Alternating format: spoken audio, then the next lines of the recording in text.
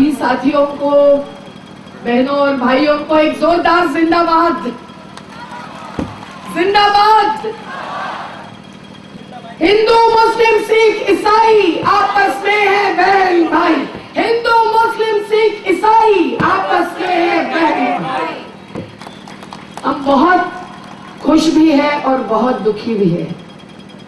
खुश है तो इसलिए कि 6 साल के बाद भी आप में इतना जुनून है, इतना जोश है, इतनी हिम्मत है, इतनी ताकत है कि आप उड़ीसा की बीजेडी सरकार हो या नरेंद्र मोदी जी की दिल्ली की सरकार, किसी भी धर्म के मूल तत्ववादी और जिन्होंने सिस्टर मीना पर बलात्कार किया, जिन्होंने 300 चर्चेस तोड़े, जिन्होंने 6500 घरों को बर्बाद किया और 56,000 लोगों को गांव-गांव से निकल कर रास्ते पर आने के लिए मजबूर किया, उनके खेत खलिहान और उनके जीविका के साधन खत्म करके उन्हें मालिकों से मजदूर बनाया, उन सब के सामने हिम्मत के साथ आप खड़े हैं। हम आपको सलाम करने के लिए आए।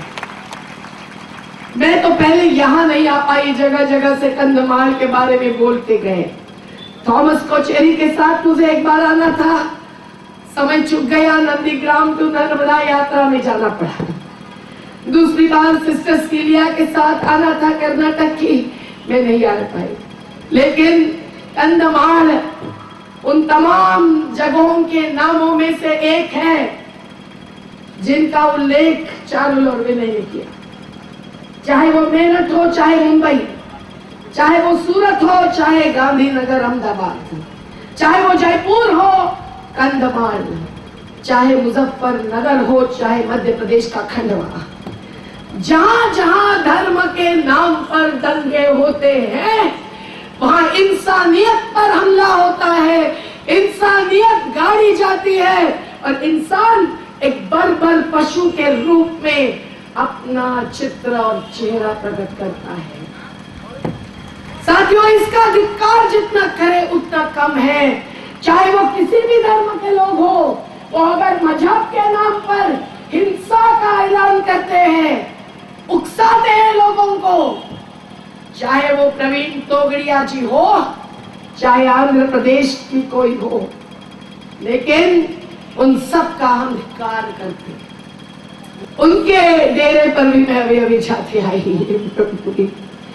देखिए, ये बहुत जरूरी है कि हम ये समझे, जैसा सुभाषिनी जी ने कहा कि आखिर धर्म क्या है। धर्म का मतलब जीने की राह, धर्म का मतलब नीति, धर्म का मतलब मूल्य सिद्धांत, उसके अलावा कुछ भी नहीं। कोई भगवान या अल्लाह का रूप लेकर उसको याद करता है, कोई नमाज पढ़ता है, कोई पूजा करता है।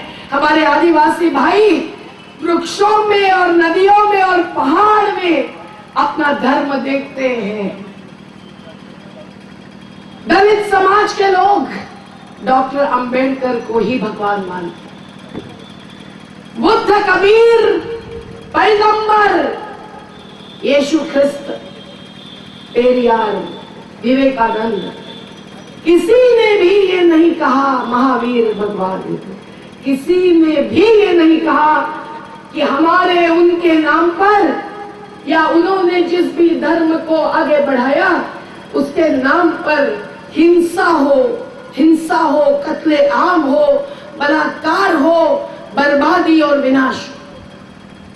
लेकिन उनके चेले अधर्म की राह पर चलने लगे हैं और जहां जहां ऐसा चित्र आता है वहां केवल घर कोई बर्बादी नहीं होती, वहां केवल खेती की बर्बादी नहीं होती, धर्मों की ही बर्बादी हो जाती है।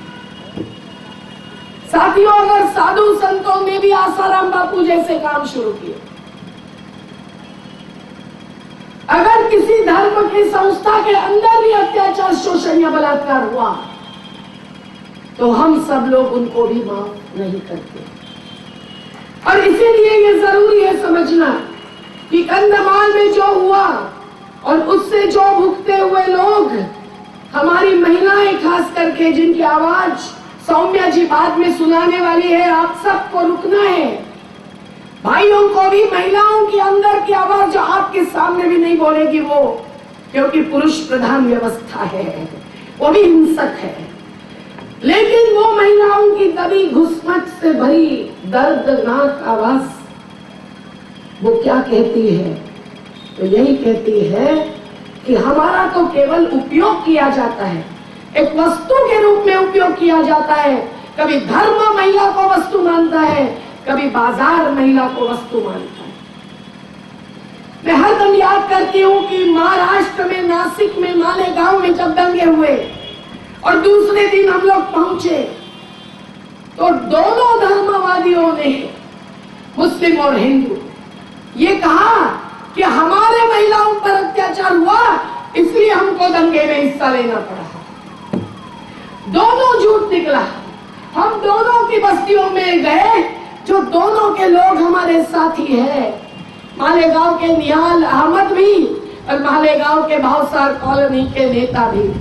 और वहां दोनों के साथ हमारी जो बातचीत हुई, वहां पुरुषों ने जो कहा और महिलाओं ने जो कहा, इसमें जमीन आसमान का फर्क था।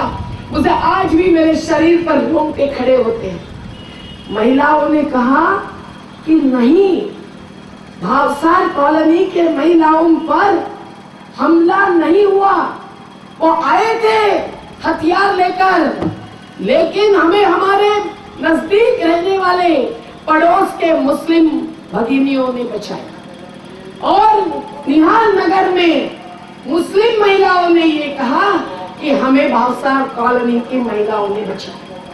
यह हकीकत है। आप मालेगांव में जाते हैं, कहीं अगर जाते हैं तो आप देख लीजिए, पूछ लीजिए।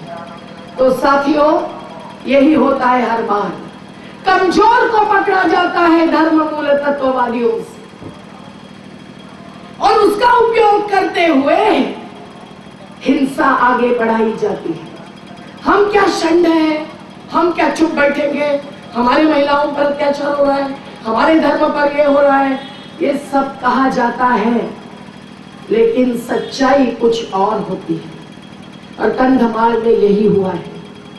कंधमाल में भी दलित क्रिश्चियन और आदिवासी क्रिश्चियनों को जो लक्ष्य बनाया गया, क्रिश्चियन धर्मपंथियों ने जो काम यहाँ किया है उसको अनदेखा करते हुए, अगर उसमें कोई गलतियां हुई हैं बरसों पहले या अभी भी, तो कानून है देश में, उसको अपनाया जा सकता है। लेकिन कत्ले आम और ये कहकर कि एक स्वामी की, लक्ष्मणानंद सरस्वती की हत्या उन्होंने ही की है जिन्होंने आज तक शांति से कंधमाल में काम किया, किस आधार पर ये कहते हुए ये हंगामा हुआ, ये तमाशा हुआ, ये हमला हुआ, ये हिंसा हुई? जैसे अली बहन ने कहा कि उस समय प्रवीण तोगड़िया जी यहीं कहीं नजदीक थे, दूसरे तीसरे दिन 25 तारीख को पहुंचे थे और पुलिस कहीं दिखाई नहीं देती थी। आज पुलिस आई है, सरकार तय करती है, बेचारे हमारे भाई है, सरकार तय करती है पुलिस को कहां खड़े करना। इसीलिए आंदोलनों के सामने जब पुलिस आती है तो हमारे लोग, नर्मदा के आंदोलनकारी या मुंबई के गरीब बस्तियों के आंदोलनकारी, जगह जगह के आंदोलनकारी आज हमारा नारा देते हैं, सरकार हमसे डरती है, पुलिस को आगे करती है। सरकार हमसे डरती है, पुलिस को आगे करती है। तो पुलिसों को या तो आगे किया जाता है या पीछे हटाया जाता है। गुजरात में यही हुआ था, 3 दिन तक सरकार ही गायब थी। वो 3 दिन किसने राज चलाया था गुजरात में, आज कोई बोलेगा नहीं, क्योंकि वो प्रधान सेवक बन गए हैं। लेकिन ये बात ध्यान में रखना कि अगर हिंसा होती है तो एक बाजू मूल तत्ववादी और दूसरी बाजू सरकार, दोनों को सवाल करना पड़ता है कि आप कहां हैं, कहां थे, क्या कर रहे थे। और आपने क्या किया। और कंधमाल में इसीलिए दोनों को सवाल पूछना चाहिए, उसके बिना हम चुप नहीं रह सकते। और उस समय उड़ीसा में राज्य किसका था? उस समय राज्य था बीजेडी और बीजेपी का। तो स्वाभाविक है कि दोनों ने मिलकर इस काम को रोका नहीं। शुक्रिया कि आज बीजेडी बीजेपी के साथ अलायंस में उतनी नहीं है जितनी पहले थी। अभी अभी बिजू पटनायक जी के पुतले के सामने हमारी रैली आई थी। मैंने देखा कि एक फोटोग्राफर ऊपर चढ़कर बिजू पटनायक जी के चेहरे के पीछे रैली निकल रही है, ये दिखाना चाहता था। दुख होता है कि बिजू पटनायक जी के नाम से जो बीजेडी बनी है, उस बीजेडी के राज्य में हिंसा तत्काल रोकी नहीं गई जब तक हजारों की बर्बादी और पलायन नहीं हुआ। और आज 6 साल के बाद भी नुकसान की भरपाई नहीं हुई, हिंसक गुनहगारों को सजा नहीं हुई, मीना सिस्टर के बलात्कारियों को सही में सजा नहीं हुई अभी तक, और विस्थापितों का पुनर्वास भी नहीं हुआ। तो नवीन पटनायक सरकार, होश में आओ, होश में आओ। क्या हम ये नारा देंगे? ओडिशा सरकार होश में आओ। जिनकी आवाज भुवनेश्वर तक पहुंच सकती है वही बोलो, नहीं तो मत बोलो। कमजोरी से बात करने से मतलब नहीं है। आप इतनी ताकत से यहाँ आए हैं, इतनी हिम्मत से आए हैं। आपको मालूम है कि पुलिसों के कैमरे चलते होंगे। खबर यहाँ नवीन पटनायक जी के पास ही केवल जाती तो वो तो जरा संवाद करने वालों में से है। उन्होंने एनी राजा के साथ भी कभी बात की थी, लेकिन अन्यथा वो मोदी सरकार के पास भी खबर जाने वाली है। पर क्या आप डरते हैं? क्या आप डरते हैं? तो फिर आवाज में आवाज क्यों नहीं मिलाते? मैं कोई गीत थोड़ी गा रही हूँ, मैं नारा लगा रही हूँ। तो जरा आवाज लगाइए, ओडिशा सरकार होश में आओ, होश में आओ, होश में आओ। ओडिशा सरकार होश में आओ, होश में आओ, होश में आओ। मंच पर बैठने वालों को भी नारा लगाने से मना नहीं। तो ये बहुत जरूरी है कि हम सब लोग इनकी होश उड़ा दें, क्योंकि आज बात कंधमाल तक सीमित नहीं है। आज सब जगह जिस देश की राष्ट्रीय एकात्मता को लेकर सम्मेलन होते हैं, जिस देश की राष्ट्रीय एकात्मता का प्रतीक 15 अगस्त और 26 जनवरी को लहराता है, उस तिरंगे में सफेद रंग शांति का होता है, उस तिरंगे में हरा रंग खेती का होता है, उस तिरंगे में भगवा, मेरा भगवा नहीं है, भगवा भी त्याग का होता है, त्याग का। और अशोक चक्र बुद्ध का अहिंसा का प्रतीक। और जिस संविधान में डॉक्टर बाबा साहब की कृपा से जीने का अधिकार भी दिया है और सर्वधर्म समभाव और बंधुता का मूल्य भी अधोरेखित है, ये सब होते हुए और क्या जरूरी है?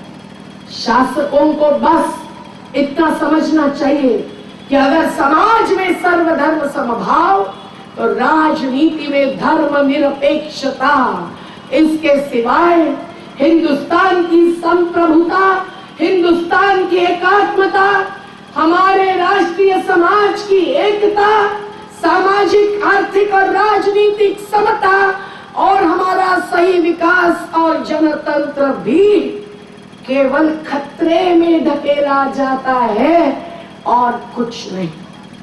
ये सुरक्षित नहीं रह सकती है चीजें, ये मूल्य, ये सिद्धांत, ये हमारे सपने, ये हमारे भावनाएं, ये सुरक्षित नहीं होगी जब तक कि राजनीति में धर्म निरपेक्षता नहीं रहेगी। और आज हमारे सामने ये बातें चुनौती के रूप में खड़ी है। साथियों, कंधमाल में जो हुआ, हमने अभी अभी आते समय निलुंगिया में देखा एक ऐसे व्यक्ति का सिमेट्री में लगा हुआ क्रॉस जहां उनकी देह है, जो केवल अपना सामान देखने के लिए वापस आए थे और उनकी हत्या हुई। बाकी तो केवल सीधे लकड़ी के क्रॉस खड़े थे, सामने चर्च पड़े थे जो कि भंगार होकर प्रोटेस्टेंट के गांव-गांव के चर्च पड़े थे। भगवान मरता नहीं है अगर, तो धर्म भी मरता नहीं है हमला होने से। अल्लाह अगर मरता नहीं तो उसे मानने वाले इंसान भी मरते नहीं हैं आसानी से। लेकिन इनकी कोशिश होती है कि धर्म के बीच में ऊंच नीचता लाकर, इंसान और इंसान के बीच में ऊंच नीचता लाकर ये एक अस्मिता का सवाल बना देना कि कौन ऊंचा है और कौन नीचा है, कौन ज्यादा शक्तिमान है, कौन हिंसा कर सकता है, कौन दूसरों को भगा सकता है, और भगाने के बाद वहां के लोगों की जमीन, छोड़ दी हुई जमीन हड़प भी सकता है। ये होती है तमाम दंगों की बात। एक तो अपने धर्म को आगे बढ़ाना, दूसरों के धर्म को खत्म करना। लेकिन हमने देखा कि आज भी हम जब नंदगिरी में गए, बेलीकोटा के लोग वहां थे, 55 घर वहां से आए हुए, लेकिन हर घर में आज भी यीशु की प्रेम है जिनकी पूजा करते हैं, चाहे वो माओवादियों से हो, चाहे वो सीआरपीएफ पुलिसों से। लेकिन आज वो जांच पूरी न करते हुए जो 2 दिनों के अंदर हमले शुरू हुए, उसके धनी कौन है? किसने उकसाया उस हिंसा के बाद और हिंसा करने के लिए? जैसे गुजरात में हुआ, एक ट्रेन साबरमती एक्सप्रेस में अगर आग लगाई गई, उसके बाद हजारों की मौत हो गई। इस सब की जांच करने में सालों निकल जाते हैं। ये एक साजिश होती है। और उसके बीच में आज पत्रकार मुझे पूछते थे कि हर साल अगस्त महीने में विश्व हिंदू परिषद वाले भी रैली निकालते हैं, कहते हैं क्रिश्चियन धर्मीय गुनहगार है और आपके साथ आए हुए लोग भी नारे निकालते हैं, कहते हैं वो गुनहगार है। हम किसका मानेंगे भाई? हमारी मांग है और हर पीपल्स ट्रिब्यूनल, जो मान्यवर लोग यहाँ आके गए, जो राजनीतिक दलों के संवेदनशील गैर सांप्रदायिक साथी आके गए, उन्होंने केवल एक पक्ष नहीं लिया, उन्होंने हर बार हर किताब में ये मांग की है। ये पीपल्स ट्रिब्यूनल की किताब है, इसकी रिकमेंडेशंस नवीन पटनायक जी आप पढ़िए। इसमें लिखा है कि कैसी चौकसी होनी चाहिए, गुनहगारों को सजा देने के लिए इस देश में कानून ब्रिटिशों के समय बने हुए हो पर है, लेकिन उतनी भी जांच, उतनी भी चौकसी और वो न्याय नहीं मिलता है, क्योंकि ये राजनेता धर्म के नाम की राजनीति करना चाहते हैं। जिनकी बहुसंख्या है उनके वोट ज्यादा है। क्रिश्चियनों के 3% है, मुस्लिमों के 13% है, आदिवासियों के कहीं 9%, कहीं 14% गुजरात में। वो उनका क्यों साथ दे दे? ऐसी बात जब कोई भी पार्टी सोचती है तो ऐसे इतने रिकॉर्ड्स, इतना प्रूफ और सब कुछ होते हुए भी न्याय नहीं मिलता है और सजा नहीं दी जाती और बेगुनहगारों को कई बार जेल में डाला जाता है। अभी अभी हमको मिले थे, कहाँ गए वो जिनके चाचा जेल में हैं? उनका कहना है कि वो चाचा निरपराध है। कहाँ है? बुलाओ। वो निरपराध है। उनका कहना है उनको घर से उठाकर डाला गया स्वामी लक्ष्मणानंद सरस्वती के हत्यारे के नाम पर। उनका कहना है कि वो मजदूरी के अलावा कुछ नहीं जानते थे। वो मजदूरी करके आते, थोड़ी सी खेती थी, वो खेती करते थे और फिर घर में बैठ जाते थे। और उनका कहना है कि उनको न्याय कैसे मिलेगा। मुझे पता नहीं उनकी बात सच है कितनी, पर लगता तो है कि वो दिल से बोल रहे हैं। क्यों नहीं जांच होती? क्यों नहीं आज तक निकाल आता? ये अपना सवाल है। और इसीलिए पटनायक सरकार फिर से लोग आपको देते आए हैं वोट, चुनते आए हैं, तो आप आपका कर्तव्य निभाइए। संविधान और कानून के आधार पर हिंसक तत्वों को सजा दीजिए, बेगुनेगारों का निकाल कीजिए। और इसके लिए ऐसे कई सारे रिपोर्ट्स तैयार हैं जिसमें नामजद रिकॉर्ड है, नामजद नाम है, गांव है, सब कुछ है। आप उनके बयान को कम से कम रजिस्टर करवाइए। जितनी कंप्लेंट्स डाली गई है उन कंप्लेंट्स को FIR में दाखिल करना होगा। पुलिसों को भी मालूम है कितने सारे सुप्रीम कोर्ट के जजमेंट्स है। अभी का निर्मला देवी विरुद्ध उत्तर प्रदेश सरकार के केस में भी पूरा जजमेंट है कि कोई भी कंप्लेंट को पहले FIR दाखिल करना होगा। मुझे लगता है यानी हमको ये जंग छेड़नी चाहिए। हजारों कंप्लेंट्स को पहले FIR दाखिल करवाने के लिए उसके पहले चुप नहीं बैठना। ये एक काम करने के बाद हम लोग आगे बढ़ सकते हैं। और तमाम मुद्दों पर, चाहे वो सिस्टर मीना का वो निर्घृण बलात्कार हो या हुई हत्याएं, 6-7 लोग पागल हो गए, नुकसान लोगों के घर का हुआ और दिल का भी हुआ, ये सब मुद्दे लेकर हमको आगे बढ़ना चाहिए। साथियों, हम लोगों ने ये तय ही किया है आज सुबह कि यहाँ जो भी संगठन संस्थाएं आए हैं, ये सॉलिडारिटी और SFI और कम्युनिस्ट पार्टी ऑफ इंडिया और बाकी कई सारी पार्टियां आएगी, और सब लोग मिलकर हम लोग प्रणब मुखर्जी के पास जाएंगे। आपका मेमोरेंडम है, हम और ताकतवर आवेदन पत्र बनाएंगे, हम अपने अपने संगठनों से बनाएंगे। हमारा जन आंदोलनों का राष्ट्रीय समन्वय प्रफुल्ल सामंतराय जिसके समन्वयक है, वो आज नहीं आ पाए, उनका दूसरा कार्यक्रम पहले से तय था। लेकिन लिंगराज भाई है, लिंगराज आजाद है, प्रफुल्ल सामंतराय है, पॉस्को में खिलाफ लड़ने वाले लोग हैं, प्रशांत पाइकरा वगैरह। हम सभी ओडिशा के संगठन, बालियापाल के, काशीपुर के, कोरापुट के, बोलांगीर के, केटी पोर्ट प्रोजेक्ट के खिलाफ लड़ने वाले, केओंझर के, नया गांव के, नुआगाम के, नयागढ़ के, सभी को हम ऐलान करेंगे। तो फुलबनी के भी जो भी संगठन संस्थाएं आए होंगे, अगर आपका एक एक प्रतिनिधि दिल्ली आने के लिए तैयार है तो हम सब लोग राष्ट्रपति भवन पर पहुंच जाएंगे। अभी तक प्रणब मुखर्जी है, कल कौन होंगे पता नहीं। राज्यपाल जमीर आज भी है, उनको कुछ करना संभव होगा तो उनको हम यहाँ से ऐलान करते हैं कि वो पंडित जवाहरलाल नेहरू के समय के व्यक्ति हैं। कम से कम सांप्रदायिकता के खिलाफ, कम से कम राष्ट्रीय एकात्मता के पक्ष में महामहिम राज्यपाल महोदय, आप कुछ कदम तत्काल आगे बढ़ाए। आपका भी काल समाप्त होने आया होगा। शीला दीक्षित का हो गया, शंकर नारायणन जी का हो गया, अब थोड़े दिन बचे हैं तो आप कुछ अच्छा काम कंधमाल के लोगों को न्याय दिलाने का करके दिखाएं। अगर समय मिला तो भुवनेश्वर में हम चाहेंगे कि उनसे बात हो जाए। साथियों, ये बहुत जरूरी बात है क्योंकि आज हिंसा के नए नए रूप उड़ीसा के लोग भुगत रहे हैं।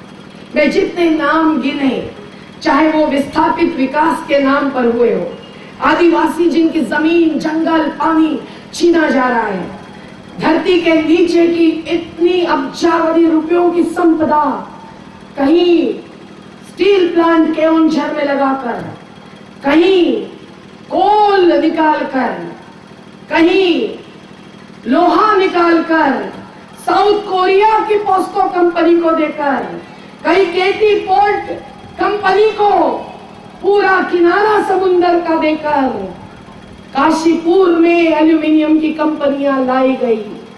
किस किस का नाम ले लूं? डैम्स भी बने लोअर सुखतेल जैसे, तो भी विस्थापितों पर अन्याय और अत्याचार होकर आगे बढ़ाया। लेकिन ओडिशा के लोग और उनकी हिम्मत और दानत ये है, मैं सही में दिल से आपको सलाम करती हूँ।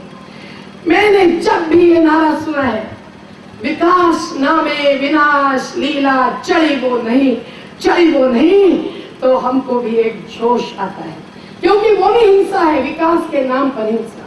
देंगे ये नारा, विकास नामे विनाश लीला, चढ़ी वो नहीं, चढ़ी वो नहीं। बोलेंगे, विकास नामे विनाश लीला, चढ़ी वो नहीं, चढ़ी वो नहीं, चढ़ी वो नहीं। विकास नामे विनाश लीला, चढ़ी वो नहीं, चढ़ी वो नहीं, चढ़ी वो नहीं। ये बहुत जरूरी बात है, क्योंकि आज जैसा कि चारुल और विनय के गीत में था और एनी बहन ने भी कहा कि जब जाति मजहब के नाम पर भेदभाव होता है और टुकड़े टुकड़े होते हैं, किसान विरुद्ध किसान, कभी पार्टी के नाम से टुकड़े होते हैं, किसान विरुद्ध किसान, मजदूर विरुद्ध मजदूर। किसान विरुद्ध मजदूर तो होता ही है, दलित विरुद्ध सवर्ण तो पहले से होता है, और उसमें टुकड़े टुकड़े होते हैं, तब अपनी जल जंगल जमीन, अपनी माटी को सुरक्षित रखना संभव नहीं होता। और इसीलिए साथियों, मैं इतना ही कहकर पूरा करते हूँ काम कि चाहे वो महानदी के बाढ़ के विस्थापित हो, चाहे वो कलील नगर के हो, चाहे वो नुआगाम के हो, चाहे गोविंदपुर के हो, चाहे कोरापुट, कलाहिंडी और बुलंदशहर के हो, चाहे कंधमाल के धर्म के नाम पर हिंसा से जो उजड़ गए वो लोग हो, सबकी एकता जो फादर अजय और उनके तमाम साथी लाने की कोशिश कर रहे हैं, शांति और सद्भावना का संदेश यहाँ सम्मेलन में आकर केवल नहीं तो गांव गांव में जाकर कोशिश करके दे रहे हैं, उसमें हम सब लोग शामिल हैं। और हम सब लोग इस पूरे प्रयास में हिंसा खत्म करने के आपके साथ है। जिंदाबाद। हम लोग लड़ेंगे अन्याय के खिलाफ, हिंसा के खिलाफ, सांप्रदायिकता और जातिवाद के खिलाफ और गलत विकास के खिलाफ, और हम लड़ेंगे तो जीतेंगे जरूर। आपको थोड़ा सा धीरज रखना चाहिए। 6 साल हुए नर्मदा के संघर्ष को, 29 साल हुए। आज भी 2.5 लाख लोग नर्मदा घाटी में हैं। मोदी जी पानी डुबाकर हिंसा करना चाहते हैं। अभी अभी मैं 3 दिन की यात्रा करके आई, हजारों लोगों ने नए कानून के तहत घोषित किया कि जमीन हमारी हो गई है। ऐसा नया भू अर्जन कानून है जो बदलने वाले हैं। तो नए नए कानून, नए नए अस्त्र, पर गांव छोड़ने का नहीं। और जिन्होंने गांव छोड़ा है, 56,000 लोगों ने कंधमाल की, नर्मदा के 2.5 लाख लोग अभी गांव में हैं। पर यहाँ जिन्होंने गांव छोड़ा है, उनको भी गांव में वापस लाने के लिए अगर सरकार तैयार नहीं है तो हम सब लोगों को ही प्रयास करना होगा। मैं यहाँ रहती नहीं, पर आप जो चाहेंगे उसमें हम सब लोग करने के लिए तैयार है। कभी 8 दिन का ऐसा कार्यक्रम बनाना होगा कि उनको हम रैली के साथ वापस ले आएंगे। पुलिस और CID इसको नोट ले लें कि ऐसा कभी न कभी जल्दी होने वाला है, अगर नवीन पटनायक सरकार ने इस तरह के सही प्रयास नहीं किए तो। और इसलिए एक वो गीत है ना कि अपना गांव छोड़ना नहीं, कोई प्रोजेक्ट आया तो भी छोड़ना नहीं, और कोई हमला आया तो भी छोड़ना नहीं।